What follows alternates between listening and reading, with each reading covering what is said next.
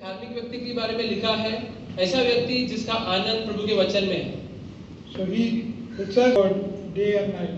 तो रात दिन वो प्रभु के वचनों पे ध्यान करता है। So I want to say first a little bit about this meditation. तो मुझे थोड़ा बहुत ये ध्यान करने के ऊपर बोलना है। We read the Word of God. हम लोग प्रभु का वचन पढ़ते हैं to get encouragement. It talks about the man being like the tree. ताकि हम लोग को प्रोत्साहन मिले। और यहाँ पे एक व्यक्ति के बारे में ऐसा लिखा है कि एक पेड़ के जैसा है। The tree whose leaves are always green. ऐसा पेड़ जिसके पत्ते हमेशा हरा होता है। Even when the sun is hot, the leaves are still green. भले ही धूप पड़े, लेकिन फिर भी उसका पत्ता हमेशा हरा होता है। It always bears fruit in the correct time. और हमेशा सही समय पर फल लेकर आता है। In the same way, we have to be Christians who bear fruit. उसी तरह से हमें ऐसा विश्वासी रहना है जो फल लेके आते हैं आगे। Always bearing fruit at the right time. हमेशा सही समय पे फल लेके आते हैं आगे। And always being watered by the Word of God. और हमेशा हमें वो पानी मिलना है प्रभु के वचन से। So how does that happen that we can be like this man that's like this tree that's always green? तो कैसे हम लोग वो व्यक्ति बन सकते हैं जो वैसे पेड़ के जैसा है जो हमेशा हरा रहता है? It's by reading God's Word. वो कैसे हो सकता है? प्रभु के वचन पढ़ने से। But not just reading it, because we read lots of books. और सिर्फ पढ़ने से नहीं, क्योंकि हम लोग कई सारी पुस्तकें पढ़ते हैं। But reading it and making it part of your being. लेकिन सिर्फ पढ़ना ही नहीं, लेकिन अपना जीवन का उसका एक हिस्सा बनाने का। You know, Jesus compares us to sheep. प्रभु यीशु हमें भेड़ के समान बोलता है। Do you know that sheep have 4 stomachs? जो भेड़ रहते हैं उनके अंदर 4 पेट होते हैं। The food first goes into one stomach. जो खाना रहता है पहले सबसे पहला पेट में जाता है। And when the sheep eat, they eat the grass, but the grass is mixed with stones and other things. तो जब ये भेड़ घास खाते हैं, वो घास में बहुत सारा कचरा, पत्थर सब मिला हुआ रहता है। It all goes in one stomach. तो ये सब एक पेट में जाता है। Then later when the sheep is resting, फिर बाद में जब वो भेड़ आराम करता रहता है, it brings it all up again. तो वापस सब कुछ ऊपर लेकर आ जाता है। Empties that stomach and starts chewing on that same grass again. तो पेट में से घास वापस ऊपर लेकर आता है अपने मुंह में और वापस उसको चबाने लगता है। Then if there's any stones or anything, it spits it out. और अगर उसमें कोई पत्थर रहेगा, उसे थूक देता है बाहर। And so this in English we call it chewing the cud. तो इसको इंग्लिश में कैसे बोलते हैं कि ये जो चबाता रहता है। But that's the picture of meditation. तो वो एक उदाहरण है ध्यान करने के ऊपर। When we eat from God's word, जिसे हम लोग प्रभु के वचन में से खाते हैं, we take it at some later time in the day and start thinking about it again. तो पूरे दिन में कई बार ऐसे समय आते हैं जब हम लोग उसके ऊपर गौर करने लगते हैं। And we ask the Holy Spirit to give us insight into the things that we have read. और हम लोग पवित्र आत्मा से पूछते हैं कि हम लोग ने जो पढ़ा है उसके ऊपर हमें वो ज्ञान दे। So meditation is not like the Hindus do, where they sit and do some mantras and things like that. तो ध्यान लगाना जैसे हम लोग कुछ अलग धर्मों में देखते हैं, हिंदुइज्म में देखते हैं, लोग बैठ के ऐसे योगा या मेडिटेशन करते हैं, वैसा नहीं है। What we meditate on is the Word of God that we have just read. हम लोग किस चीज के ऊपर ध्यान करते हैं? प्रभु के वचन के ऊपर जो हमने पढ़ा है। We ask the Holy Spirit to reveal to us if we need to change anything in our lives based on what we read. हम लोग को पवित्र आत्मा से पूछना है कि जो चीज हमने पढ़ा है उसमें से क्या हमें कुछ लागू करना है, हमारे जीवन में कोई चीज बदलना है। Anything that have to be thrown out of our life, we should be happy to throw it out. कोई भी ऐसा चीज जो हमें अपने जिंदगी से निकालना है, हमें खुशी-खुशी उसे निकालना है। So the whole idea of reading God's word is not so that we can have a checklist and say, okay, I've done it for today. तो प्रभु का वचन हमें इसलिए नहीं पढ़ना चाहिए ताकि वो एक काम के जैसे हाँ ये मैंने पढ़ लिया, आज का मेरा काम हो गया। It's for my life. मेरे जीवन के लिए मुझे पढ़ना है। It says the disciples said that Jesus had the words of eternal life. जो प्रभु के चेले थे उन्होंने कहा कि प्रभु यीशु के जो शब्द थे वो अनंत जीवन के शब्द थे। So the Bible is like an instruction book. तो ये जो बाइबल है हम लोग को एक मार्ग दिखाने के लिए एक पुस्तक है। But most of the time when we buy some machines or something, we don't read the instructions. We just know how to use it. बहुत बार ऐसा होता है कि हम लोग कई सारे सामान लेते हैं, उसके साथ जो पुस्तक आता है उसे पढ़ते नहीं क्योंकि हमें पता है इसका इस्तेमाल कैसे करना है। And a lot of the times in our Christian life, the Holy Spirit shows us enough that we can live our lives. और कई बार हम लोग के मसीह जीवन में पवित्र आत्मा हमें काफी सारी चीजें दिखाता है जिसके अनुसार हमें जीना है। But sometimes we are faced with situations where we need to actually be refreshed and renewed in what we have just learned. लेकिन ऐसा बहुत बार समय आता है जीवन में जब भी हम लोग को वापस काफी कुछ चीजें सीखना पड़ता है, काफी सारी चीजें हमें वापस याद करना पड़ता है। So the purpose of reading the Bible every day is to allow God to refresh our minds and to renew our thinking in the right way. तो इसलिए हम लोग का प्रभु का वचन रोज पढ़ना है ताकि उसके वचन के द्वारा हम लोग का दिमाग, हमारा आत्मिक जीवन वापस से स्वस्थ हो जाए। Even if we have good intentions throughout the day, भले हम लोग के अंदर हम लोग की भावनाएं अच्छे रहे पूरे दिन में, we encounter many things during the day that defile us. लेकिन पूरे दिन में से कई चीज हो सकते हैं जिसकी वजह से हम लोग आनंद हम लोग खो सकते हैं। We see things on the road that may be not pleasing to our eyes. ऐसे हम लोग कुछ चीज देख सकते हैं रास्तों पे जो हम लोग को देख के हम लोग को देखना अच्छा नहीं लगता। They may be pleasing to our human eyes, but they're not pleasing to our spiritual eyes. हम लोग के शरीर को आंखों को देखना भले अच्छा लगता हो, लेकिन हम लोग के आत्मिक आंखों को देखना अच्छा नहीं लगता। And there's nothing we can do about it because we are on our way to work or we're traveling somewhere and we see these things. और हम लोग कुछ कर नहीं सकते इस चीज के बारे में क्योंकि ये सब चीजों के ऊपर हम लोग का नियंत्रण नहीं है। And sometimes we hear songs from a movie or something like that, may not be very edifying songs. और कई बार हम लोग को अलग-अलग पिक्चरों के गाने भी सुनाई देते हैं जो इतने अच्छे गाने नहीं होते हैं। And those things stick in our mind. और ये हम लोग के दिमाग में बस जाते हैं।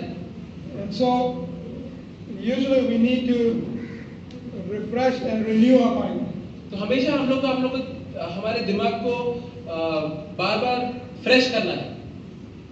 Jesus said that we are washed by the water of His word. प्रभु यीशु ने कहा कि उसके वचन के पानी के द्वारा हम धुल चुके हैं। And so the word of God allows us to wash our minds of unclean things that might be in it. तो प्रभु के वचन के द्वारा हम लोग की जो दिमाग में गंदे चीजें हैं वो साफ हो सकते हैं। And then renew it with good things. और अच्छे चीजों से फिर वो भर सकता है। Now there's many ways in which you can plan to read God's word every day. कई सारे तरीके हैं जिसके द्वारा हम लोग प्रभु का वचन पढ़ सकते हैं। On the internet there's many different lists of Bible in a day, Bible in a year kind of lists. Internet पे से कई सारी योजनाएं मिलेंगी कैसे बाइबल पढ़ना है साल में या कुछ महीनों में। So whatever way you choose, you should purpose to at least read the Bible for a short time every day. तो कैसे कोई भी तुम लोग तरीका अपनाओ, लेकिन ये ध्यान में रखो कि रोज तुम लोग बाइबल पढ़ रहे हो। And the reading is not the important part of it. और सिर्फ पढ़ना उसका महत्वपूर्ण भाग नहीं है। What happens after the reading is what matters. पढ़ने के बाद जो होता है वो महत्वपूर्ण है। So that meditation, वो ध्यान करना प्रभु के वचन के ऊपर। so whatever you read, just pick out maybe one verse that you have read. तो जो भी तुम पढ़ते हो उसमें से एक वचन निकालो And if you are able to try to memorize it, और ट्राई करो उसको याद करने के लिए, बाय हार्ट करने के लिए। if you're having difficulty memorizing, अगर तुम लोग को वो याद रखने को मुश्किल हो रहा है, take a small piece of paper and write it on that piece of paper एक छोटे पेपर पे उसे लिख लो and put it in your pocket. और अपने पॉकेट में रख लो। So if you are at work and you have a break, ताकि अगर तुम काम पे रहो और तुम्हें वहाँ पे ब्रेक मिले, you take out that paper and read it. तुम उसे बाहर निकलो और पढ़ो। And that's like the sheep taking out the food again and chewing it again. You try to understand, does God give me any more insight into this verse? तो ये भेड़ के समान है जो वापस खाना ऊपर लेके आता है और उसको वो चबाता है। उसी तरीके से हमें देखना है कि प्रभु इसके द्वारा मुझसे कुछ बात करना चाहता है कि नहीं। Ask the Holy Spirit to reveal to you, is there anything I need to change based on this verse? पवित्र आत्मा से पूछो कि मुझे बता मेरे जिंदगी में कोई चीज मुझे बदलना है ये वचन के अनुसार। Because the word of God is not for intellectual understanding. क्योंकि प्रभु का वचन है एक दिमागी ज्ञान के लिए नहीं है। The word of God is for application in my life. वो इसलिए है कि हम लोग अपनी जिंदगी में से लागू कर सकें। The word of God must cause a change in my life. प्रभु का वचन मेरी जिंदगी में एक बदलाव लाना चाहिए। It should give me peace and joy in my heart. मुझे शांति और आनंद देना चाहिए मेरे मन में। Because the Holy Spirit was called the Comforter. क्योंकि पवित्र आत्मा को उदाहरण दिया जैसे वो आनंद और ताकत देता है हमें। So a comforter always gives comfort to others. एक उद्धारकर्ता के जैसा है वो जो हमेशा लोगों को ताकत देता है। So the Holy Spirit reminds us of God's word as we allow Him to. तो पवित्र आत्मा हम लोगों को पूरे दिन में याद दिलाते रहता है प्रभु के वचन के बारे में। So the important thing of reading the Bible is to take small portions of it, either memorize it or meditate on it throughout the day. तो बाइबल पढ़ने में सबसे महत्वपूर्ण चीज ये है कि हम लोग उसके छोटे-छोटे हिस्से याद करें और उसके ऊपर ध्यान करें. And make decisions about how you're going to practice it in your life. और फिर सोचें कि कैसे हम लोग इसको लागू करना है हमारी जिंदगी में. Because read Romans chapter 12. Romeo chapter 12 में जाएंगे. Romeo chapter 12 verses 1 and 2. वाक्य 1 और 2. रोमियो चैप्टर 12 वाक्य 1 और 2.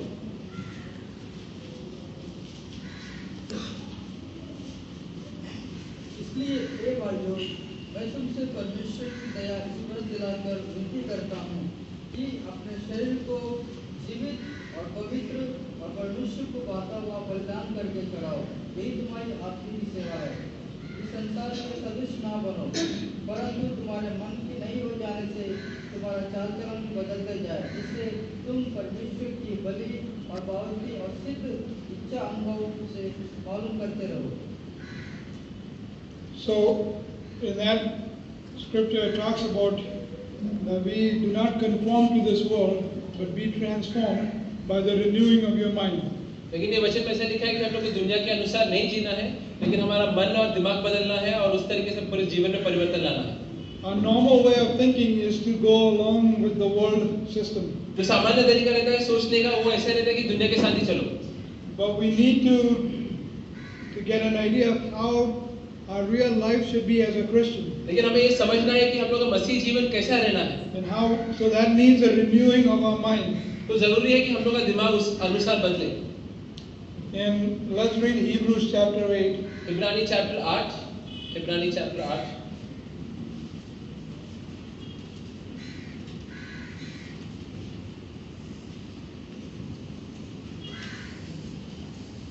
Verse 10. वाक्य 10. प्रभु कहता है कि जो आज्ञा मैं उन तीनों के बाद पुस्तक की गर्दन के साथ बांधूंगा, वो यह है कि मैं अपनी व्यवस्था को उनके मनों में डालूंगा और उसके बीते हृदय पर लिखूंगा और मैं उनका परमेश्वर ठहरूंगा, वे मेरे लोग ठहरेंगे. See, God said here that a day will come that He would write His words in our heart. तो प्रभु ये बोल रहे हैं कि ऐसा दिन आएगा जब वो अपने नियम हम लोग के मन में लिखेगा, हमारे हृदय पे लिखेगा. But He will put His word in our mind. लेकिन उसका वचन हमारे दिमाग में डालेगा. So there's two different things He says. He says He'll write in our hearts, but He'll just put in our minds. तो यहाँ पे दो चीज बताए गए हैं. एक तो जो चीज हमारे मन में वो डालता है, और दूसरे जब मन पे लिखता है, और दूसरा चीज जो हमारे दिमाग में वो डालता है. When you write something, it's permanently there. जब कोई चीज हम लोग लिखते हैं वो हमेशा वहां पर रहता है. But He said He just put things in our mind. लेकिन ऐसे कुछ चीजें जो बस वो डालने वाले हैं हम लोग के दिमाग में. But when you put things in there, it doesn't stay in there all the time. लेकिन अगर वो सिर्फ डाले गए हैं तो जरूरी नहीं कि हमेशा वहां पर रहेंगे. There are things that happen that cause it to be wiped away from there. ऐसा कुछ चीजें हो सकते हैं जिसकी वजह से वो लोग वहां से निकल जाएंगे. So that's why we need to keep renewing that mind. इसलिए हम लोग को बार-बार ये सब चीजें हम लोग के दिमाग में डालते रहना पड़ता है. The things that are written in our hearts have to be renewed in our mind. जो चीज हमारे मन के ऊपर लिखे गए हैं वो हमें दिमाग में डालना है.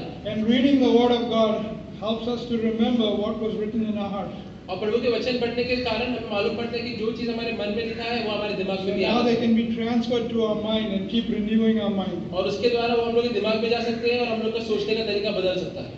So that's the purpose of reading God's Word. तो यही है कारण हम लोग प्रभु के वचन पढ़ने का. If you don't have any other plan and you want a simple plan, अगर तुम्हारे पास और कोई योजना नहीं है और एक साधारण योजना तुम्हें चाहिए, every day at least read one chapter of Psalms. रोज भजन संगीता का एक चैप्टर पढ़ो. Read one chapter of Proverbs. नीति वचन का एक चैप्टर पढ़ो. And there's many things in there that you can pick out verses every day. और उसमें से कई सारे वचन हैं जो तुम निकाल सकते हो. Just pick one verse and try to think on that verse throughout the day. तो वो वचन को निकालो और पूरे दिन में उसके ऊपर सोचते रहो. Again, not for an intellectual exercise, सिर्फ दिमागी ज्ञान के लिए नहीं, but to apply it to your life. लेकिन अपने जिंदगी में लागू करने के लिए. For the Holy Spirit to make it a part of your life. ताकि पवित्र आत्मा वो वचन को तुम्हारे जिंदगी का हिस्सा बना सके. And as you practice this every day, और जैसे तुम ये रोज-रोज करते जाओगे, you will be built up in the Word of God. प्रभु के वचन में तुम आगे बढ़ते जाओगे. your mind will be naturally drawn towards God's word. तुम्हारा जो दिमाग है वो अपने आप से ही प्रभु के वचन की ओर बढ़ने लगेगा। Jesus said, what comes out of a man, that defiles a man. प्रभु यीशु ने कहा कि जो मन के आदमी के अंदर से जो चीज आती है उससे मालूम पड़ता है वो कैसा है। And he said, what's inside you comes out and shows what is really inside you. तो उसने कहा कि जो चीज तुम्हारे अंदर से बाहर आती है उससे मालूम पड़ता है कि तुम्हारे अंदर क्या है। So when we fill our minds with the right things, तो जब हम लोग सही चीजों से हम लोग के दिमाग को भरेंगे, when the bad situations come, तो जब खराब परिस्थितियां आएंगी, then we can give the right response because our mind is full of good things. तो हम लोग सही तरीके से बर्ताव कर सकते हैं वो समय, क्योंकि हमारे दिमाग में बस अच्छी चीजें भरी हुई है। An example I can give you is the example of a mop. एक उदाहरण दे सकता हूँ मैं Mop, ऑफ एक झाड़ू का, not झाड़ू बोलने का। पोछे का उदाहरण। So you usually wash the floor and then you squeeze it in a bucket. तो भाई बहुत बार ऐसा होता है कि हम लोग पोछे से साफ करते हैं जमीन को, उसके बाद उसको निचोड़ते हैं बकेट के अंदर। And then usually the water in the bucket is going to get dirty. तो जो पानी जो अंदर रहता है बकेट में वो खराब पानी रहता है। If you take that mop and you squeeze it again, अगर तुम उसको वापस लेके निचोड़ोगे, what comes out of the mop? Clean water or dirty water? वो कपड़े में से क्या बाहर निकलता है, अच्छा पानी की खराब पानी? खराब पानी. Bad water will come out because you soak it in bad water. खराब पानी बाहर आता है क्योंकि वो खराब पानी से निकाला हुआ है। So if you want the mop to be clean, तो अगर तुम चाहते हो कि वो कपड़ा अच्छा रहे, you have to throw the water out and put clean water in. वो खराब पानी फेंक के अच्छा पानी डालना पड़ता है। Then the mop will be clean again. उसके बाद वो पोछा साफ हो जाता है। It's the same way our mind is like that mop. तो उसी तरीके से हम लोग का दिमाग भी वो पोछे के जैसा है। When it's in the world, it picks up things from the world. जब वो दुनिया में रहता है तो दुनिया की चीजों से भर जाता है, And when something squeezes that mop, और जब वो उसको निचोड़ा जाता है, things that cause tension in our lives, those squeeze that mop. चिंता की चीजों जब हम लोग की जिंदगी में आता है, हमारे दिमाग को निचोड़ देता है, All the dirty things come out. तो दुनिया की सब खराब चीजें बाहर आने लग जाती हैं। But when we wash it in God's word, लेकिन अगर हम उसको प्रभु के वचन में धोते हैं, then if somebody tries to squeeze it, और अगर कोई उसको निचोड़ने की कोई कोशिश करता है, then only good things come out. तो सिर्फ अच्छी चीजें बाहर आती हैं, Because it was soaked in the good water. क्योंकि वो अच्छे पानी में डुबाया हुआ था। So that's the purpose of reading God's word and then soaking ourselves in it. तो यही कारण है क्योंकि हमको प्रभु का वचन पढ़ना है। So there are 31 proverbs. There are 31 chapters of Proverbs. 31 chapter है नीति वचन। So in a month, if you read one proverb every day, अगर तुम रोज एक चैप्टर पढ़ोगे महीने में, at the end of the month you have read the whole book of तो Proverbs. महीने के अंत तक पूरा नीति वचन तुम्हारा पढ़ के हो जाएगा। And in a year you have read the whole book of Proverbs 12 times. और पूरे साल में तुम 12 बार नीति वचन पढ़ चुके रहोगे। And so you've reflected on those same things 12 times in that year. तो वो सब बातों पे तुम 12 बार साल में तुम ध्यान कर पाओगे, And that really fills your mind with the word of God. और उस तरीके से तुम्हारे दिमाग में प्रभु का वचन भर जाएगा। Now I understand that the proverb is not the whole word of God, अब मैं जानता हूँ कि नीति वचन एक ही पुस्तक नहीं है, but most of the proverbs is taken from other places in scripture. लेकिन उसमें कई सारी चीजें हैं जो अलग-अलग हिस्सों में से निकाले गए हैं प्रभु के वचन में से। It just gives us practical things to do in our life. वो हम लोग की रोजमर्रा की जिंदगी में चीजें लागू करने के लिए हमें मदद करती है। So the book of Proverbs is a practical application of the rest of the Bible. तो पूरे बाइबल में जितने भी सारी चीजें सिखाए गए हैं उसको कैसे हम लोग को लागू करना है जिंदगी में, हमें नीति वचन में मालूम पड़ता है। But as the Lord gives you opportunities, read the other parts of the Bible too. लेकिन जैसे तुम्हें मौका मिलता रहेगा तो बाइबल का दूसरे भाग भी पढ़ते जाओ। So that's just simple instructions, and the Holy Spirit can reveal to you other ways to do things. तो ये एक तरीका है, पवित्र आत्मा तुम्हें दूसरे तरीके में दिखा सकता है। So God bless you. प्रभु तुमको आशीष दे।